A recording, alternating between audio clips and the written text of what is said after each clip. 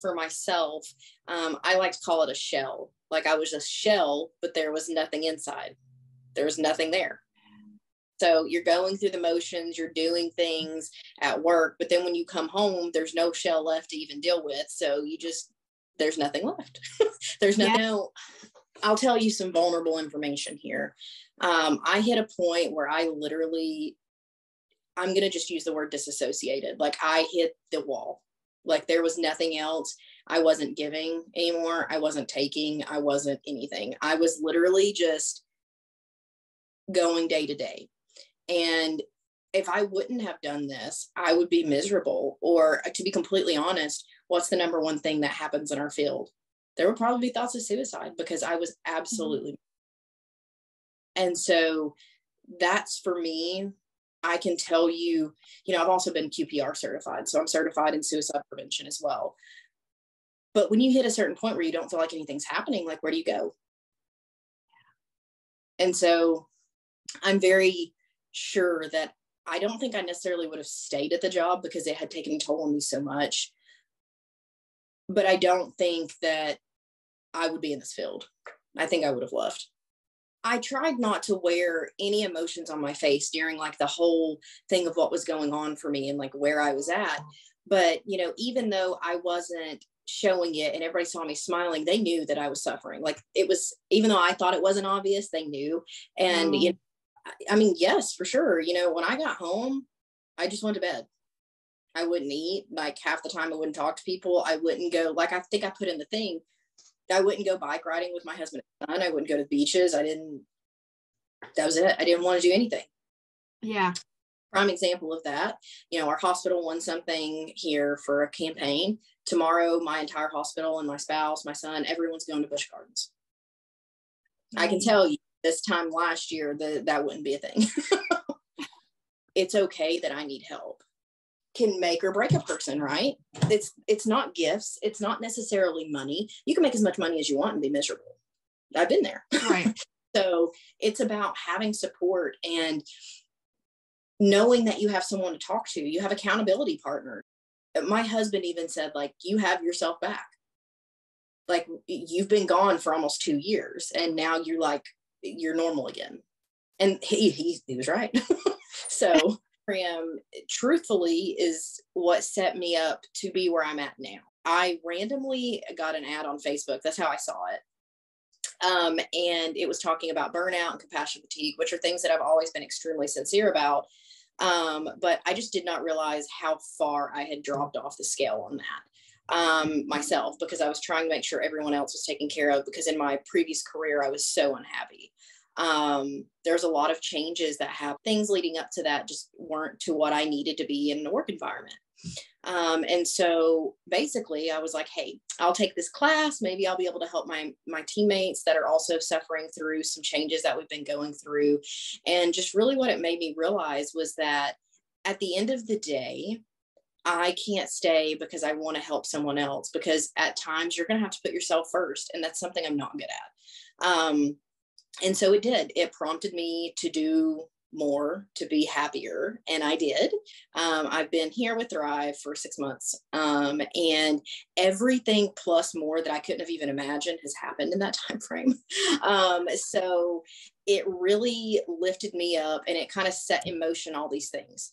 So now I'm not at home stressed. I'm not at work stressed. I literally love coming to work. Like I read a thing saying, how your culture is when your gut or your heart are telling you not to go in on Sunday nights before a Monday morning. And because it didn't matter. It was every day. It was Monday for me at that point. And I just did not want it. I didn't want to be a part of it. Like it was awful.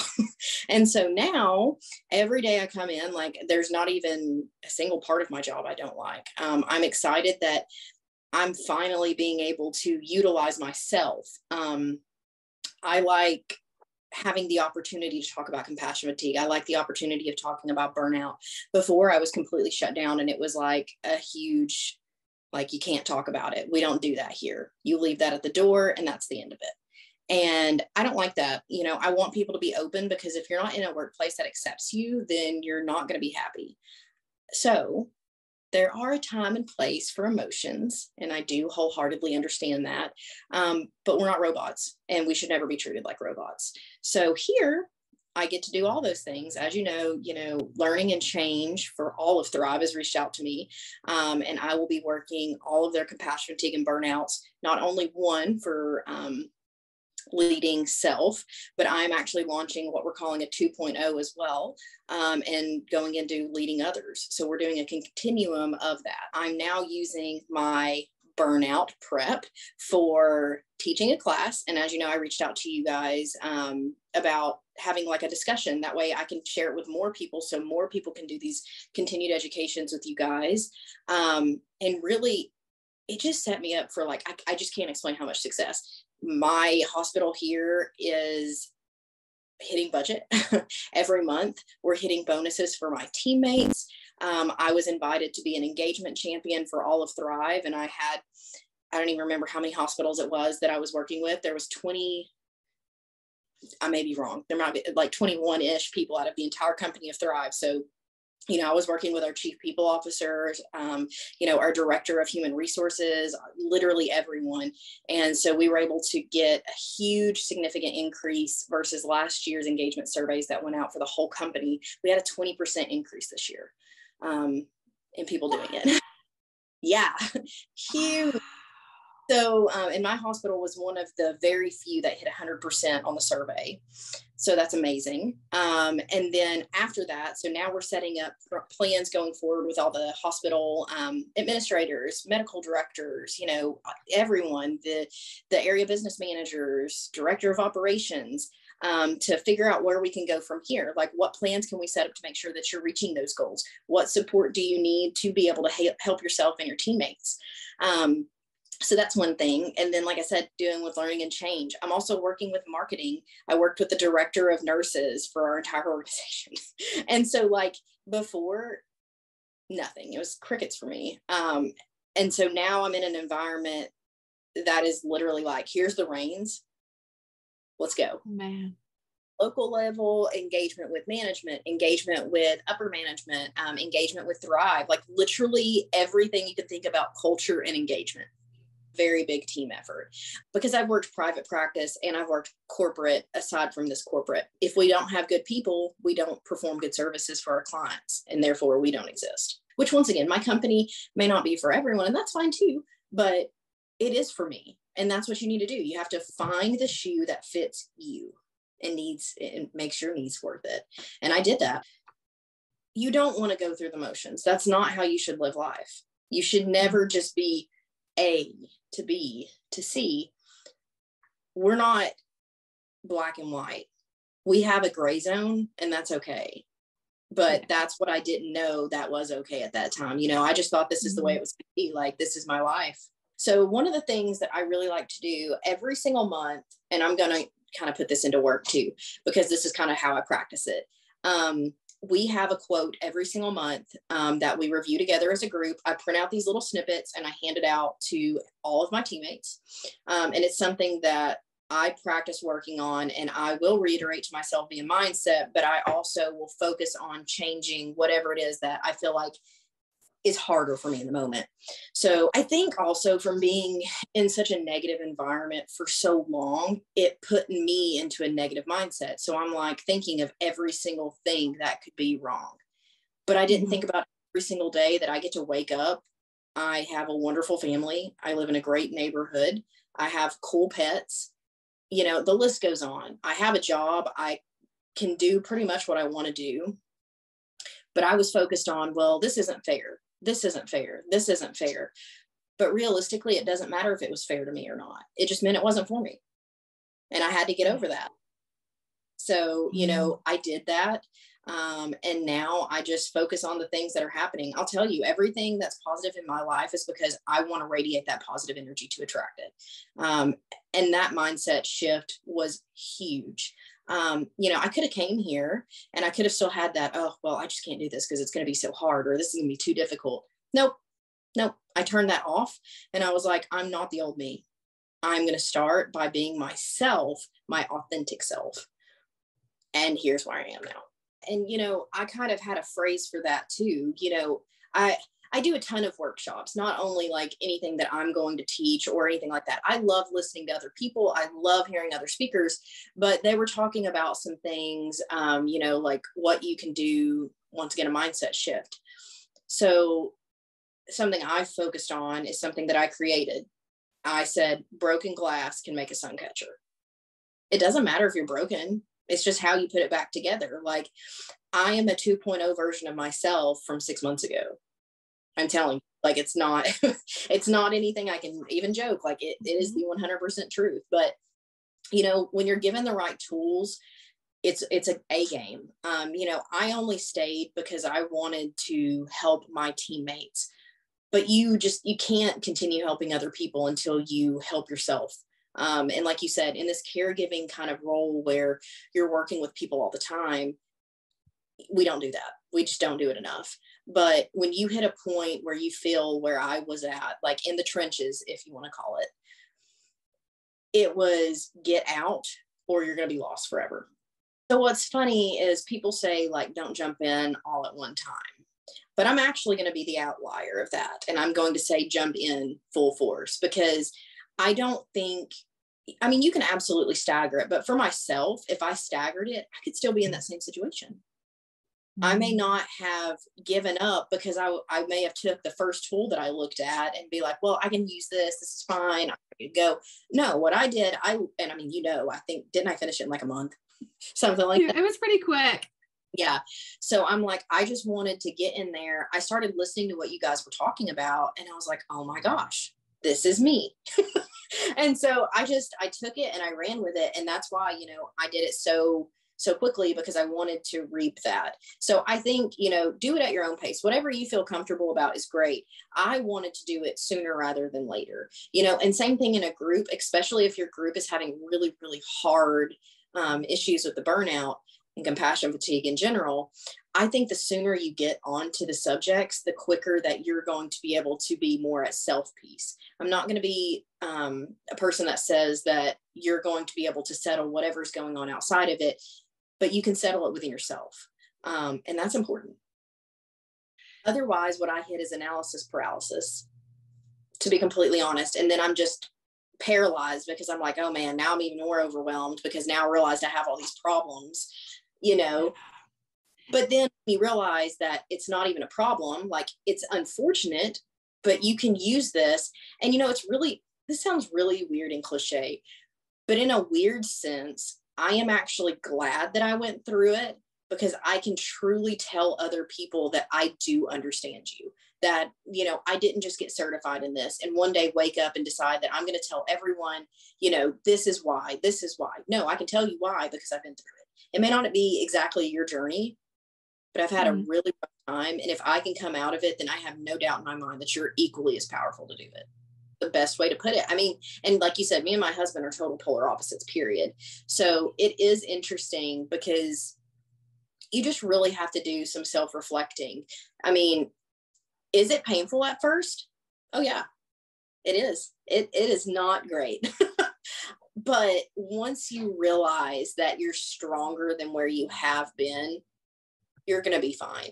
And the program for me, it literally opened my eyes to understand just what I needed. Like, it was time. And it's okay to not always be there for someone else. You have to be there for you, because you literally can't help another person if you're not going to take care of yourself. Just like everybody else, you want to make sure, A, that it's legit. Yeah. B, make sure it's not going to be a waste of your time, because the materials are phony. They're not. I literally loved them. I like the difference. You have some paper things. You have the opportunity to do the project the way that you want to do at the end, which was my favorite part. One of them, I loved that, because you can be, once again, your authentic self. And you get the videos. So I was able to kind of, it's not the same way all the way through. So it's not like writing a paper. It alternates. And for me, that kept it very interesting. Plus, all the speakers are extremely intriguing, not just because I'm talking to you. But I went through everything to make sure that this was something I was interested in, and something that I think overall that really drew me to the program. I love personal responses, because that right there makes you feel like you're valued. Let's do this together. We can work through this. I think that this would be a great match. And it was honest. You guys have always been honest through the whole thing, like whether you think this is something that's going to be beneficial or, whatever for whoever's needing to talk to you. And so just like today, we're having a meeting just to kind of recap on what we've done. And it's a very personal experience that you're not left alone in. So some other companies may not have the same amount of tools to be able to offer that kind of thing with someone else. I love the fact that you guys offer it to teams as well. I think that's really cool, and that you can go in person, which I would love to be able to take a class in person, truthfully, as well. But, the opportunity to still have ties to you guys, I think that's helpful. Really liked a couple. Let me tell you. So I actually have all the stuff here because I actually show people at work. I know I'm a weirdo. I was to tell you my absolute favorite, and I'm going to actually give you the exact name because I think it's going to be more helpful. I liked How to Explode Your Performance, Productivity, and Wellbeing, Use the MIPE Immersion. So I thought that was one of the most helpful. And I also really liked the 5-step formula for creating a life and veterinary career you love, because I think that's where I was lacking so much. That is the one that really opened my eyes to realizing, like, here's where you are, here's where you want to be. Well, how do you get there? Well, here you go. But like I said, I know it's not a course necessarily, but I really liked that project too, because I feel like that was the hook, line, and sinker. Like at the end of it, this is where you are, whichever one you choose to do, which I chose to write. But I think that really sealed the deal for me. I went ahead and did a Thrive Leader Certified thing, and we have a huge thing about Elevate. That's literally what it's called. And it is about elevating yourself. And it really played upon the skills that I learned with this program. And this is what I did. This is what I learned. This is like my emotional well-being wheel. This is how it goes. And it's okay that you may be happy, but also kind of frustrated because your car didn't start, and you'll notice a lot less fires once you put in your positive mindset. There won't be as many burning. It's keeping the understanding that it's okay not to be okay. We just got to figure out how to not be okay. You got to be willing to put in the time to understand that this is why you're not okay. And this is how you can get better. It's never going to be perfect. That's the biggest thing. It's not going to be perfect. And if you go back and look actually at my LinkedIn feed, I actually challenge you to do it, because go back 6 months ago and see what I posted. Probably nothing. I mean, that right there tells itself, but now I do want to use like this tool that you guys have given me, because I feel like if it helps me this much, I know it's going to be able to help someone else. Like it's not even a question. Like it will. You just have to understand that you're ready for that. And I think that's what's scary for a lot of people, because they don't want that level of vulnerability. And I mean, so I didn't either. But if I didn't do that for myself, then I wouldn't be happy. So it's not bad to know that you have flaws. You are human. You're going to have a flaw, but we can help with that, Yeah. I mean, like I said, I don't know. I really enjoy you guys. I think you bring a lot to the table. I think the offerings that you have, just like you said, you have bad days, but your positivity, you and Dr. Holly, it just radiates. Like, how can you not be happy when you're with happy people? It helps. It helps. I mean, it does. I'm not saying it's going to make all your bad things go away, but I mean, it helps. So, just like if you walk in a room and you're in a bad mood, you can feel the energy in the room go down. Like you can feel it. Yes. That hits the nail on the head, because so my entire life up until actually about like a year ago, I'm pretty sure like 1 year ago exactly, I've done pageantry forever. So a lot of that is literal perfectionism, like making sure that what you're doing, like you're spot on, your hair is good, your interview skills are up to par, the way you speak, how you hold your hands, how you walk, everything has to be perfect. Otherwise you're scored low. Well, same thing in my last career. I am a very young veterinary professional, but age is literally not a factor in what you're able to bring to the table. So, being constantly told that, well, you're young, we're not going to have you do this because you're just not there yet. Well, you'll get to do it in a couple of years. That's not fair. And, you know, I have not a single person here that stops me from doing what I love just because of my age or how long I've been in or out of school. Like you said, I found my tribe. You know, I did not have an MD at my last practice. It was me. And for a person that was supposedly a newbie, that would seem intimidating. Even though I wasn't afraid, it started putting into my mind that I wasn't capable of doing things because I was too new, that I just didn't know what I was doing. So then it started a whole thing, like a chain reaction, with me thinking every single thing I did, I've got to go ask somebody because I'm pretty sure I'm doing it wrong. Doesn't mean I was, right? Well, now, like you said, it's a totally different mindset. I came in, my team is like, I'll ask a question. They're like, hey, you know, it's totally your judgment too. Like, you can ask us, but we trust you. And I was like, trust? Well, and so it's a beautiful thing. I have a partner that we heavily rely on one another. You know, we have beyond trust. Like, we know what each other needs. There's nothing uncomfortable. If we need to ask a question, we can ask a question, knowing that there's not going to be judgment attached to it. Like, it's literally, seriously, it's the best case scenario that could have happened. And I mean, I'll tell you too, you know, I was so proud when I got my certified veterinary assisting. Like, I was so proud. I'm still proud today to have that. But little 17, 18-year-old me didn't know what the next 10 years was going to bring.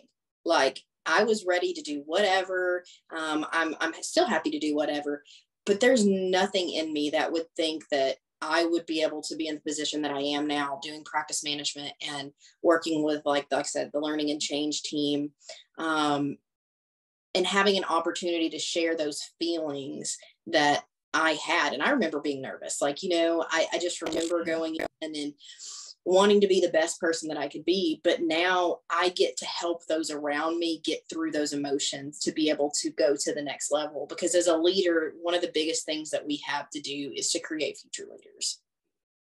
And so it's a beautiful cycle. And at the end of the day, like, I'm glad it all happened, but I love where I'm at. You know, this was the career for me. Like, even thought 6 months ago that I needed to leave this profession, that wasn't the case. I needed to change myself and I needed to work on my personal outlooks. And, you know, this program really, really did that for me. It kicked me in the butt, but in a good way. It kicked me in the correct direction. So, and I definitely would, I really can't explain to you how much I would recommend it.